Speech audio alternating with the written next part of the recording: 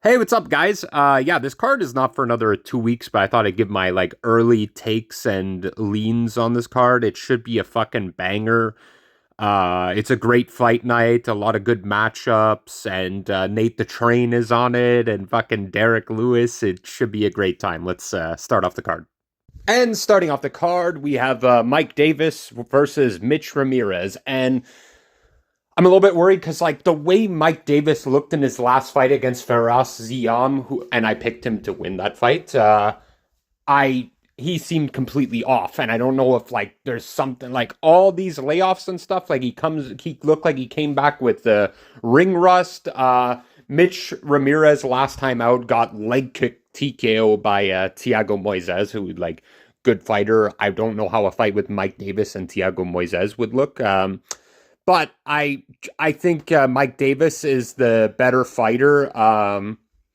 Mitch Ramirez is only got knocked out by Carlos Prates and finished by leg kicks by Thiago Moises. Besides that, he's won most of his fights by finish, good wrestling, whatnot. But Mike Davis should be better on the ground, and he does have decent power. Mike Davis, if it's the old Mike Davis, he absolutely styles on him. But that one from Paris Young, I don't know. I don't feel great about it. If I didn't see that fight, I would be Mike Davis all day. But I'm still gonna go with the Mike Davis to get this one done, probably by decision. Now, Kennedy Inzuku versus Walter Walker. Very difficult one to predict. Walter Walker is Johnny Walker's brother, and he's coming off back-to-back submissions against Junior Tafa and Don'Tale Mayes.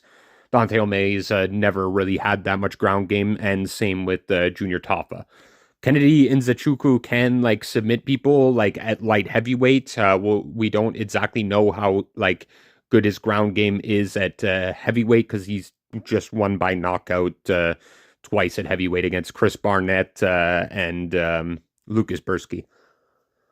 And yeah, the power and the speed is definitely going to be on Kennedy Nzechukwu's side. Walter Walker will have to take down Kennedy Nzechukwu, and that's his world down there. We'll have to see. This is a very close fight, in my opinion. I don't know the odds on it yet. I think because Walter Walker is so slow on the feet, it's really tough to see where this fight's gonna go. Does Walter Walker doesn't have really good takedowns?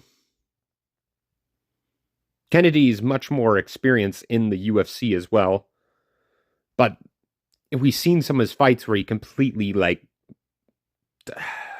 an egg fucking against Ovince St. Preux. He looked like shit, and that's what made him come up to heavyweight because he's probably better at heavyweight. Big guy for sure. I think I will go with Walter Walker to get it done by submission, but low confidence again. Chris Curtis versus Max Griffin. Max Griffin is decent point fighter as of late. His fight against Jeremiah Wells, it was super close. Tim Means, that was super. I don't think that was necessarily a split. When I watched it, it seemed like it should have been unanimous. But he's coming off one win, one loss, one win, one loss. He is also 39 years old, taking on Chris Curtis, who is also 37, both old guys. But I think Chris Curtis's boxing is just going to be way more crisp, and he's going to be the faster fighter in this. Volume, I think, is on his side. Yeah, I'll go with Chris Curtis to get this one done by decision or a late TKO. Now, Jake Matthews versus Chidi Njukuwani. Look, I know Chidi has had a good resurgence. He beat Rice McKee. That was a bit sketchy, that fight, but and Jared Gooden, it was an easy win. And same with Alizio Zaleski dos Santos, which is a great win to have. Like, Zaleski has still got it, and he knocked him out. Was pretty impressive. Cherie is also fighting at 170 now. Before, he used to be at 185, and he's looked good at 170 so far. Um, I'm not worried about him making weight or anything. He did miss weight last time out. We'll have to see, but Jake Matthews should be good. He's coming off a win over Francisco Prado and Phil Rowe. Lost to Michael Morales. The fight was too close for comfort. Jake Matthews has been in the UFC for a very long time. 14-7 record to Chidis 5-3 in the UFC. Depends, like, because I don't think Jake Matthews is like, he's pretty fucking durable. Chidi, like, his best chance is like to catch Jake Matthews, but can Jake Matthews just use his vet savvy and like style on Chidi to get this one done? Younger fighter as well. Jake Matthews, 30 years old. Chidi Njukwani is 36. I think that power, though, on Chidi, it's pretty impressive. This is the kind of fight I'm going to pick Chidi and then Jake Matthews is going to win, or the other way around. I'll go with Chidi to get it done by knockout, but yeah. It's the kind of fight I could see Bisping's going to be like, some of you may have forgotten about Jake Matthews, and look at the pressure, and he's up 2 rounds against Chidi Njukwani, who was favored to win this fight, using his vet savvy. Jake Matthews is looking phenomenal. Now, Fatima Klein versus Melissa Martinez. And I'm going with Klein all day in this, but like anytime I'm super confident about like female fighters, you can never be too confident with these. But Melissa Martinez is really good in the feet, fights just like her brother, and good strikes, whatnot. But Fatima Klein is just more well-rounded, I think, and trains with my girl Erin Blanchfield, my favorite female fighters right now. And yeah, like I think like she could even get this one done inside the distance, but I'll go with Fatima Klein to get this done either by 30-27. I think Melissa Martinez might have some moments on the feet, but I got to go with Fatima Klein in this one. Now, Lauren Murphy versus Eduardo Mora. Lauren Murphy, I was going to say Lauren Murphy. Lauren Murphy was cut by the UFC, but is for some reason getting signed back for this fight. 2 years ago, lost to Jessica Andrade, got absolutely pieced the fuck up, and now she is 41 years old. 10-year age gap between Lauren Murphy and Eduardo Mora. Eduardo Mora is a big fucking flyweight. She should get this done by decision. Yeah, I don't have much to say. Like, just gonna be bigger, stronger fighter in this matchup. Lauren Murphy, yeah, that layoff as well. Yeah, I'll go with Eduardo Mora. Now, here's a fight I'm really looking forward to. Nate the Train Landwehr versus Morgan Cherie. Call this biased, whatnot, but I think Nate could find the shot on the feet. I think Morgan, he's not scared to step in the pocket, and neither is Nate Landwehr. Nate Landwehr can take some fucking punishment. You really got to put him away to, like, get him out of there. And we see Nate gets dropped a lot, but I don't know. Like, Nate also, like, sometimes he fucking tires people out, like, and he even looks tired, but he does not stop in those fights. And, like, that's where, like, I see, like, can Morgan keep up with that pace of Nate Landwehr for 3 rounds? I don't think so. I think Nate the Train is going to get this one done by knockout in the 3rd round. Like, he got dropped by Nathaniel Wood, Morgan Cherie, but no, he has not been knocked out yet in the UFC. I also, like, He's looked pretty good. His fight against Chepe Mariscal, I do think that was kind of a robbery, but yeah, and Gabriel Miranda, he beat him, and Manel Zucchini, he hasn't beat when he's fought like the higher levels. He's lost, and this is high level as you can get. Nate the Train, Nate the Train is gonna get this one done.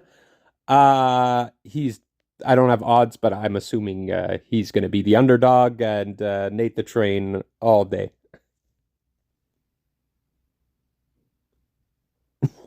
Now, Junior Taffa versus Tuko Tokos. Ugh, what a nasty fight, man. Like I don't like this at all. Like I hate to even pick one of these guys. Like I'll go with Junior Taffa, but I don't think Junior Taffa's that good. Like is this fight at light heavyweight?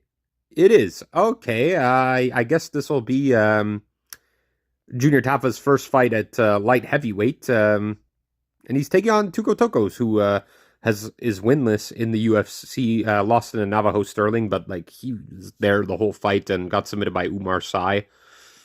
Got knocked out a while ago by Ming Yang Zhang. Not too bad, but like is beated like the lower levels. Like he has a win over a 1-7 guy. Is a second to last win that he has. I don't like that. But yeah, Junior Taffa. Like I'll go with like him to get it done by TKO, but I'm not gonna bet on this fight at all. Like, and I bet like Junior Taffa is gonna be a massive favorite, and like I don't see that. Now Calvin Kattar versus Steve Garcia.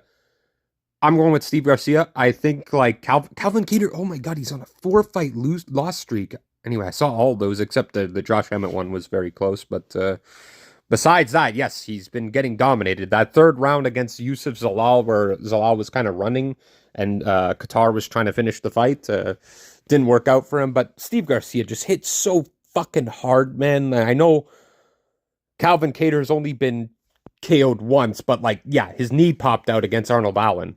He has not been KO'd on the feet. I've seen him hurt on the feet a few times. He is getting older, and like I just don't really trust Kattar anymore. I don't know what's happened. Like maybe just the age has got up to catched up with him, and like he's had a lot of wars. But Steve Garcia is on a 5-fight win streak, and it wouldn't be the craziest thing in the world for Calvin Kattar to win, but I think that power on Steve Garcia is enough for him to have enough moments on the feet to get a decision and or knock out Calvin Kattar for I'll call it the first time, even though he got TKO'd leg kicks. Now here's another fight that's nasty. Vitor Patrino versus Austin Lane. Austin Lane does have like decent wrestling, just zero chin, and Vitor Patrino is, I don't know, man.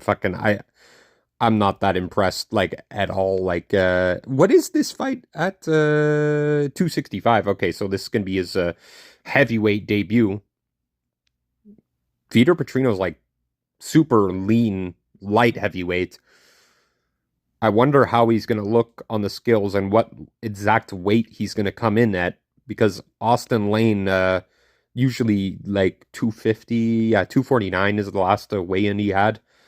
We'll see what Vitor Patrino comes in at. But yeah, Austin Lane can wrestle. Vitor Patrino is like well-rounded, but like, fuck, man. I don't think he's that good. I don't like really rate like his wins too much, except like, I don't know, he beat Rodolfo Bellato twice, but whatever, got Tyson Pedro at the end of his career and won by decision. I don't think I don't know. Fucking, I'll go with Vitor Patrino, but just for, I think he's more well-rounded and like has like the better chin. He did get put the fuck away by Dustin Jacoby, but yeah, Vitor Patrino.